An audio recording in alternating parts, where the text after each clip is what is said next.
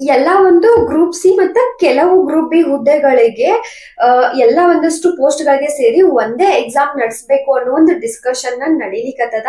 But ಇನ್ನು ಯಾವುದೇ ರೀತಿಯ ಅಧಿಕೃತವಾದಂತ ಯಾವುದೇ ನೋಟಿಫಿಕೇಶನ್ ಗಳಾಗ್ಲಿ ಅಧಿಕೃತವಾಗಿ ಇನ್ಫಾರ್ಮೇಶನ್ ಬಂದಿಲ್ಲ. ಬಟ್ ಸರ್ಕಾರದಿಂದ ಒಂದು ಡಿಸ್ಕಷನ್ ಅಂತೂ ನಡೆದದ. ಬಟ್ ಇಲ್ಲಿ ಗ್ರೂಪ್ ಎ ಬಿ ಹುದ್ದೆಗಳು ಇರಂಗಿಲ್ಲ. ಬಟ್ ಕೆಲವು ಗ್ರೂಪ್ ಬಿ ಹುದ್ದೆಗಳು ಮತ್ತೆ ಎಲ್ಲಾ ಗ್ರೂಪ್ ಸಿ ಹುದ್ದೆಗಳಿಗೆ ಒಂದೇ ಪರೀಕ್ಷೆಯನ್ನ ನಡೆಸೋ ಒಂದು ಡಿಸ್ಕಷನ್. ಎಸ್, ಈ ಮೊದಲೆಲ್ಲ ನಿಮಗ್ ಗೊತ್ತದ ಎಲ್ಲಾ ಡಿಪಾರ್ಟ್ಮೆಂಟ್ ಗಳಿಗೂ ಸೆಪರೇಟ್ ಆಗಿನ ಒಂದು ನೋಟಿಫಿಕೇಶನ್ ಹೊರಡಿಸ್ತಿದ್ರು. ಸೆಪರೇಟ್ ಆಗಿ ನೀವು ಅಪ್ಲಿಕೇಶನ್ ಹಾಕ್ತಿದ್ರಿ, ಸೆಪರೇಟ್ ಆಗಿ ಫೀಸ್ ಕೂಡ ತುಂಬ್ತಿದ್ರಿ.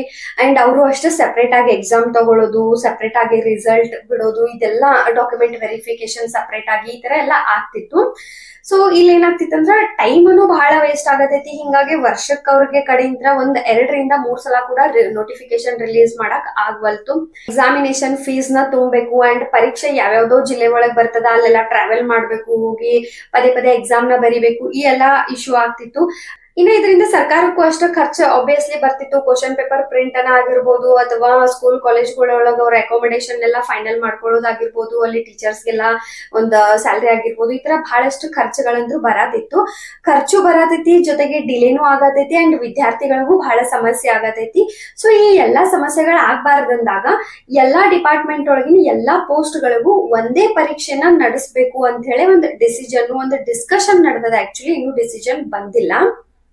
ಇಲ್ಲಿ ಏನ್ ಮಾಡ್ತಾರ ಅಂತಂದ್ರ ಎಲ್ಲಾ ಡಿಪಾರ್ಟ್ಮೆಂಟ್ ಗಳು ಸೇರಿ ಇವಾಗ SSC ಅದು ನೀವು ನೋಡಿರ್ಬೋದು. SSC ಬೋರ್ಡ್ ವರ್ಷಕ್ಕೆ ಒಂದ್ಸಲ ರಿಕ್ರೂಟ್ಮೆಂಟ್ ಮಾಡ್ತದ ಅಂಡ್ ಎಲ್ಲಾ ಡಿಪಾರ್ಟ್ಮೆಂಟ್ ಒಳಗಿಂದನೂ ಒಂದು ರಿಕ್ರೂಟ್ಮೆಂಟ್ ಆಗಿರ್ತದ. ಅದೇ ತರ ಸೇಮ್ ಒಂದು ಕರ್ನಾಟಕ ಒಳಗ್ ಮಾಡಕ್ ನಿಂತಾರ. ಸೊ ವರ್ಷಕ್ಕೆ ಒಂದ್ಸಲ ರಿಕ್ರೂಟ್ಮೆಂಟ್ ಆಗ್ತದ. ಎಲ್ಲಾ ಡಿಪಾರ್ಟ್ಮೆಂಟ್ ಒಳಗಿನ ಒಂದು ಗ್ರೂಪ್ ಸಿ ಬಿ ಏನ್ ಹುದ್ದೆಗಳಿಗೆ ಒಂದೇ ಎಕ್ಸಾಮ್ ನಡೀತದ. ಮೆರಿಟ್ ಲಿಸ್ಟ್ ನ ರೆಡಿ ಮಾಡ್ತಾರ. ಮೆರಿಟ್ ಲಿಸ್ಟ್ ಒಳಗ ವಿದ್ಯಾರ್ಥಿಗಳಿಗೂ ಅಷ್ಟ ಪೋಸ್ಟ್ ಗಳದೊಂದು ಪ್ರಿಫರೆನ್ಸ್ ಕೊಡಕ್ ಹೇಳಿರ್ತಾರ.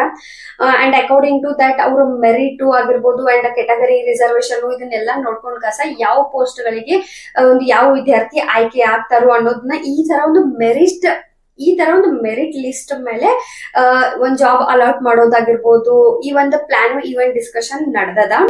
SSC ಒಂದು ಮಾದರಿ ಒಳಗ ಏನಾರ ಒಂದು KPSC ಕೂಡ ಪರೀಕ್ಷೆಗಳನ್ನ, ಕರ್ನಾಟಕ ಸರ್ಕಾರ ಕೂಡ ಪರೀಕ್ಷೆಗಳನ್ನ ನಡೆಸಿರೋ ಒಂದು ಒಳ್ಳೆ ಡಿಸಿಷನ್ ಅಂತ ಹೇಳ್ಬೋದು.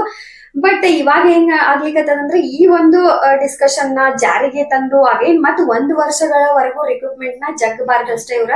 ಯಾಕಂದ್ರೆ ಇವಾಗ ಇವರೆಲ್ಲ ಯಾವಾಗ ರಿಫಾರ್ಮೇಶನ್ ಬಗ್ಗೆ ಪ್ಲಾನ್ ಮಾಡ್ತಾರೋ, ಡಿಸ್ಕಷನ್ ಮಾಡ್ತಾರಲ್ಲ, ಅವಾಗೆಲ್ಲ 1 ವರ್ಷ 2 ವರ್ಷ ಅಗೇನ್ ಮುಂದನ ಹೋಗ್ತದ. ಯಾಕಂದ್ರೆ ಒಳ ಮೀಸಲಾತಿ ಬಗ್ಗೆ ಥಿಂಕ್ ಮಾಡಾಕತ್ತಿದ್ರು, ಅಗೇನ್ 3 ವರ್ಷ ಹೋಯ್ತು. ಸೊ ಈ ಪ್ರೊಸೆಸ್ ನ ಎಕ್ಸಾಕ್ಟ್ಲಿ ರೆಡಿ ಮಾಡ್ಕೊಳ್ಳಿಕ್ಕೆ ಮತ್ತೆ 2-3 ವರ್ಷಗಳ ಟೈಮ್ ನ ವೇಸ್ಟ್ ಮಾಡಬಾರ್ದು ಅನ್ನೋದಷ್ಟೇ ನನ್ನ ಒಂದು ಅಭಿಪ್ರಾಯ. ಐ ಹೋಪ್ ಈ ಒಂದು ಇನ್ಫಾರ್ಮೇಶನ್ ಯೂಸ್ಫುಲ್ ಆಗೈತೆ ಅನ್ಕೋತೀನಿ. ನೆಕ್ಸ್ಟ್ ವಿಡಿಯೋ ಸಿಗೋಣ. Thank you.